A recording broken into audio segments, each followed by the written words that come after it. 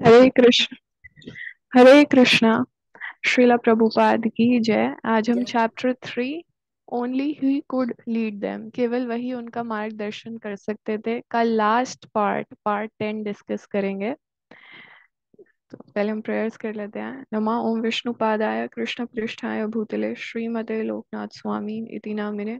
नमा ओम विष्णु पादाय कृष्ण पृष्ठाय भूतले श्रीमते भक्ति वेदांत स्वामी इति नामिने। नमस्ते सारस्वते देवे गौरवाणी प्रचारिणे निर्विशेष शून्यवादी पाश्चात्य देश तारिणे। वाञ्छाकल्पतरुभ्यश्च कृपा सिन्धुभ्य एव च पतितानां पावनेभ्यो वैष्णवेभ्यो नमो नमः। जय श्री कृष्ण चैतन्य प्रभु नित्यानंद श्री अद्वैत गदाधर श्रीवासादि गौर भक्तवृंद। हरे कृष्ण कृष्ण कृष्ण हरे हरे, हरे राम राम राम हरे हरे।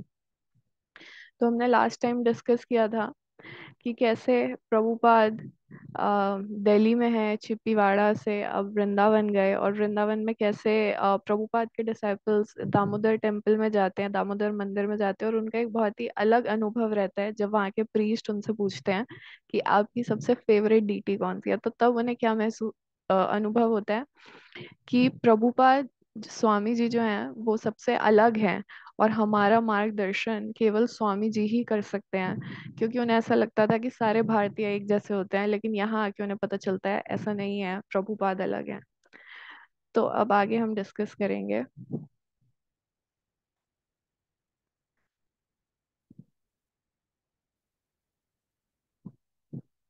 प्रभुपाद भारत में जब थे तो इतने टाइम से अभी वृंदावन में प्रभुपाद की मेडिसिन चल रही हैं, आयुर्वेदिक प्रॉपर मसाज मिल रहा है उन्हें, और अच्छी गर्मी मिल रही है वृंदावन में उनके शरीर को। तो प्रभुपाद बहुत जल्दी रिकवर कर रहे हैं, प्रभुपाद का स्वास्थ्य अच्छा हो रहा है। और जैसे ही प्रभुपाद का स्वास्थ्य अच्छा हो रहा है तो उनकी क्या इच्छा है कि वापस यूएस जाऊं और प्रचार करना है, आंदोलन को और आगे बढ़ाना है। और प्रभुपाद बहुत जल्दी ये कह देते हैं कि मैं अक्टूबर के एंड में, प्रभुपाद अपने डिसाइपल्स को लिख के देते हैं कि मैं अक्टूबर एंड में फिर से आ रहा हूँ। तो 11 अक्टूबर को प्रभुपाद लिखते हैं ब्रह्मानंद प्रभु को कि हमें अपनी बुक्स प्रिंट करनी है। प्रभुपाद बहुत ही ज्यादा जोर डालते हैं इस बात पे कि हमने बहुत समय बर्बाद कर दिया है एडिटिंग करने में, पब्लिशर्स से बात करने में। जब मैं अकेला था तब मैंने अपने आप ही सिर्फ 3 वॉल्यूम्स भागवतम के पब्लिश करा दिए थे, और पिछले 2 साल में एक भी और वॉल्यूम पब्लिश नहीं हुआ है। तो प्रभुपाद कहते हैं कि हमें आप जैसे, ब्रह्मानंद प्रभु कहते हैं आप जैसे अगर मुझे एक और दो ईमानदार लोग अगर मिल जाएं, सिंसियर सोल्स मिल जाएं, तो मैं अपने पब्लिकेशंस को बहुत जल्दी आगे बढ़ा सकता हूँ। और तब हमारा, केवल तभी हमारा मिशन सक्सेसफुल होगा, तभी हमारा आंदोलन सफलता प्राप्त करेगा। प्रभुपाद कहते हैं मैं एक पेड़ के नीचे बैठ सकता हूँ, मुझे इतने सब की जरूरत नहीं है। सिर्फ मैं एक पेड़ के नीचे बैठ के और मेरे साथ एक और कोई भी सिंसियर सोल आ जाए तो मैं सब कुछ अपना जो भी मेरा कार्य है उसको बहुत जल्द से जल्द पूरा कर लूंगा।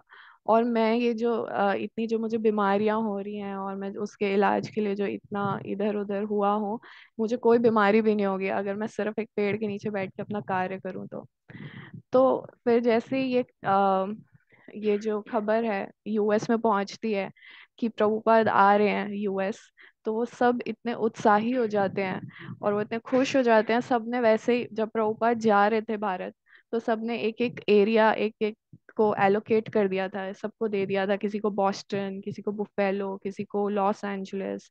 तो सब अपना अपना सेंटर खोल के प्रचार कर रहे थे, और सब में उत्साह आ जाता है कि अब प्रभुपाद आ रहे हैं, अब सब हम रिपोर्ट करेंगे। फिर प्रभुपाद मुकुंद प्रभु को लिखते हैं कि आपका जो अभाव हमें महसूस हो रहा है, बहुत गहरा महसूस हो रहा है, इसलिए आप जल्दी आइए। और प्रभुपाद लिखते हैं इसका रिटर्न में रिप्लाई करके कि मुझे भी बहुत ज्यादा उत्कंठा हो रही है वापस जल्द आने की। और प्रभुपाद मुकुंद प्रभु की वाइफ जानकी माता जी को लिखते हैं, मैं हर समय तुम्हारा स्मरण करता हूँ। तुमने जानते समय मुझे कहा था कि जब आप वापस आएंगे तो सबसे पहले आप सैन फ्रांसिस्को में आना। तो मैं अपना जो प्रॉमिस है उसको पूरा कर रहा हूँ, और मैं सबसे पहले भारत से लौटूंगा जब, तो सबसे पहले सैन फ्रांसिस्को आऊंगा। फिर प्रभुपाद लेटर के एंड में, अच्युतानंद प्रभु वो टाइप कर रहे थे, तो लेटर के एंड में अच्युतानंद प्रभु प्रभुपाद की हेल्थ रिपोर्ट देते हैं कि प्रभुपाद का स्वास्थ्य बिल्कुल ठीक है और वो बहुत अच्छे से रह रहे हैं और अपना जो कार्य है वो भी समय अनुसार कर रहे हैं सब कुछ। फिर प्रभुपाद अच्युतानंद प्रभु कहते हैं कि मैं आपके देश जाना चाहता हूँ, यूएस, क्योंकि वहाँ बहुत अच्छी हवा और बहुत अच्छा पानी है। और मुझे रोज वहां से पत्र लिख रहे हैं मेरे शिष्य कि अब जो आंदोलन है वो आगे बढ़ रहा है। तो रोज वो कुछ ना कुछ रिपोर्ट्स मुझे भेज रहे हैं। तो मुकुंद प्रभु जो थे वो प्रभुपाद से एक बार कंफर्म करना चाहते हैं कि वो सैन फ्रांसिस्को आ रहे हैं या नहीं। तो उसके रिटर्न में प्रभुपाद बताते हैं कि मैं टोक्यो से होके आऊंगा, जापान से। और मैं टोक्यो में देखना चाहता हूँ कितने चांसेस हैं नए सेंटर खोलने के, वहाँ की प्रोबेबिलिटी वो सब मैं चेक करना चाहता हूँ। तो मैं टोक्यो से होता हुआ आऊंगा। और तभी ब्रह्मानंद प्रभु से एक पत्र प्रभुपाद को मिलता है जिसमें ब्रह्मानंद प्रभु बताते हैं कि कैसे उनका मैकमिलन पब्लिशर्स से बात हो रही है और सब कुछ फिक्स हो चुका है, सारी डील सब कुछ। और हमारे आगे के पब्लिकेशंस, हमारी आगे की बुक्स भी मैकमिलन पब्लिश करने के लिए तैयार है।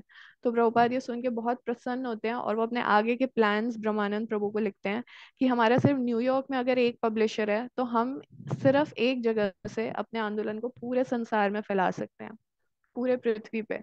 हम वहां पे आप back to God and magazine जो छाप रहे हैं उस काम को, उस कार्य को आप और अच्छे से कीजिए। और मैं यहाँ से भागवतम और चैतन्य चरितमृत की तैयारी कर रहा हूँ और हम ये सब जल्द से जल्द पब्लिश कराएंगे।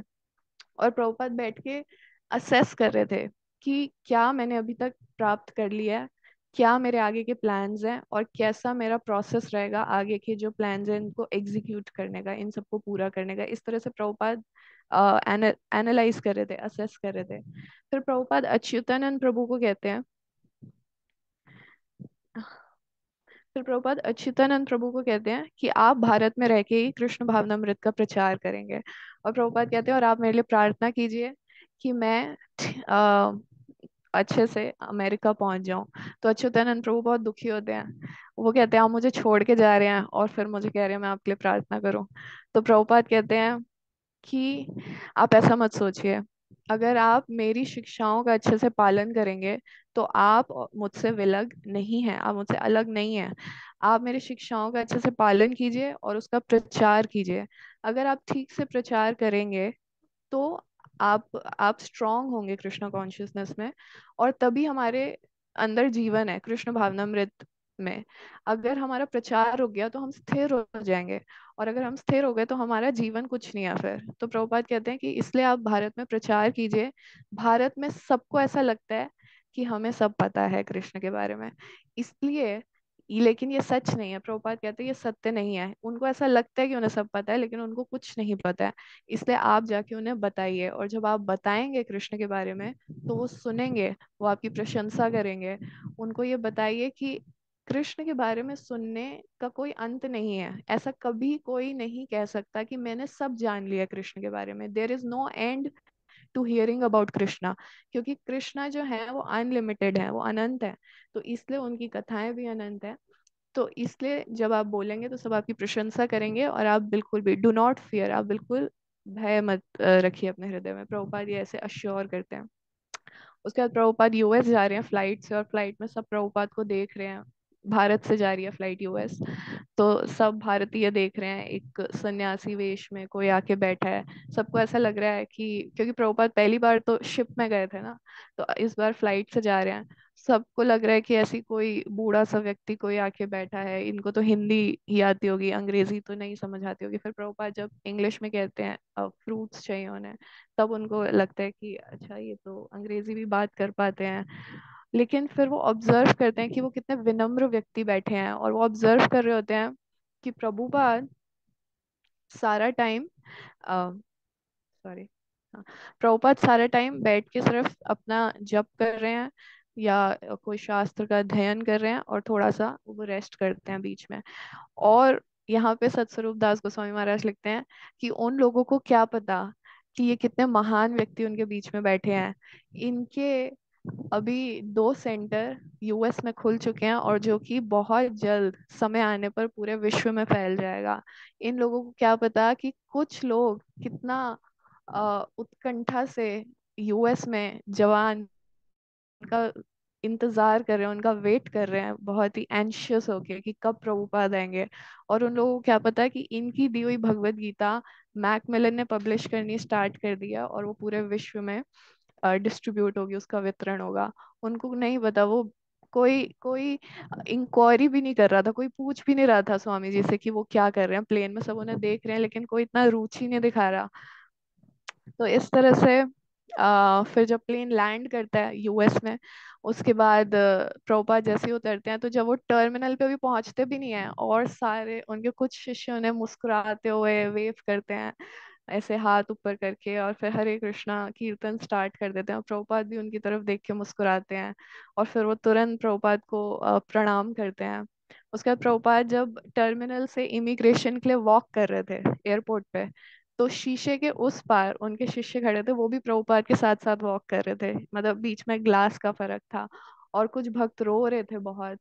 एक्चुअली यहाँ लिखा है सारे भक्त रो रहे थे तो वहाँ सारे डिवोटीज खुशी से, उनकी आंखों में बहुत अश्रु थे। और उसके बाद फिर प्रभुपाद इमिग्रेशन के लिए जब अंदर चले जाते हैं तो वो अलग हो जाते हैं डिसाइपल से। फिर प्रभुपाद आगे जब लाइन में खड़े होते हैं तो देखते हैं 50 से ज्यादा डिसाइपल्स खड़े हैं और बहुत जोर जोर से कीर्तन चल रहा है।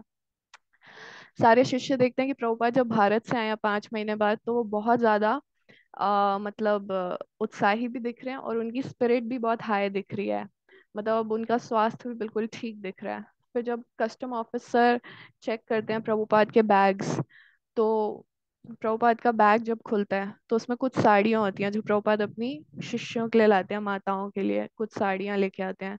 कुछ सिल्क के कपड़े होते हैं जो भगवान जगन्नाथ के लिए लाते हैं प्रभुपाद इंडिया भारत से।